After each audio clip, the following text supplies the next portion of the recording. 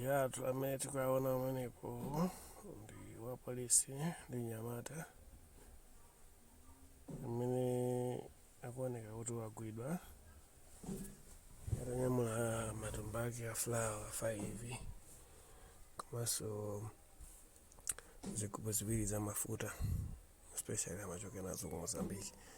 Ndiyetu nkhani yavuta kwambiri ndi ya mapromotion. Apolisi pano sakuseka yayi, aliyense akufuna akagwira wake ajambulitse kuti naye angalandire nyota. Kumbukira bwino ino mbuyo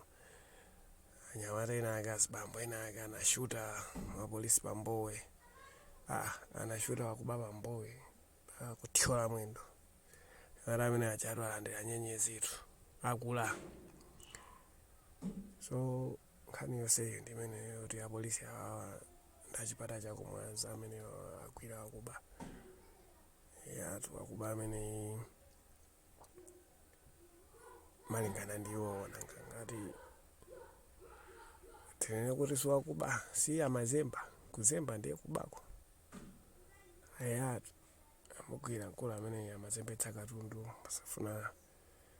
wa nayo bwinobwino pa boda antapa nkhwiko. Komatu anthu ndi ayankhula ena kuti kudiwa polisi amene akuona ngati kuti ntchito imene wagwirayo ndiyotamandika. Ndiyosatamandika bwanji isagwira munthu uri amazemba paboda kuthawitsa misonkho ya Malawi kuti andale akayita funi misonkho ya Malawi timasonkhera andale kuti akayita funi kuti hayi ndithu tamusiyeni munthu akuthamanga munthu cholinga choti mwina apezeke nakake ena kuti hayi ngofuna mapromotion nanga pakana matumba 5 ta flower tonyamulira panjika akapalasa plus zigubu ziwiri ta mafuta mpaka na chithunzi atabaya tinted asi anengoti ndi saibogi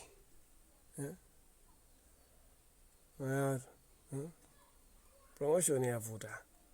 olo muli ngati mungatani promotion ikudza ifa ya ntchito apolisi akuyesetsatu ndi kwa ife amene timachita ma business ngati amene wano kuti kuchita kumasitagwidwa tisamale fande akatipeza sakumaseka yayi promotion Malawi promotion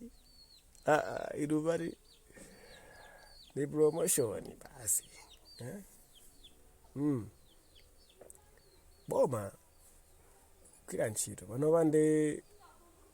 zimene zikuyulukira ngati atatenga apolisi anatenga anyamata aja atagwira kuti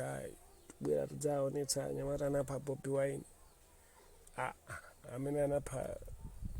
Dr. Pope Victoria Pope napitatu kamuonetsatu anthu amuone amudziwe chani ndiye asajambulitse vuto ndi chani Amalawi, vuto ndi chani asajambulitse atagwira wake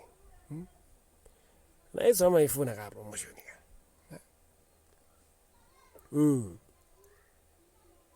kuti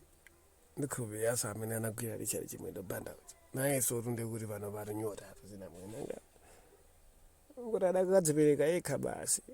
naiso tadapo buluma amene akale kwawo mutu wina apite akamusake ndi ankamati pamene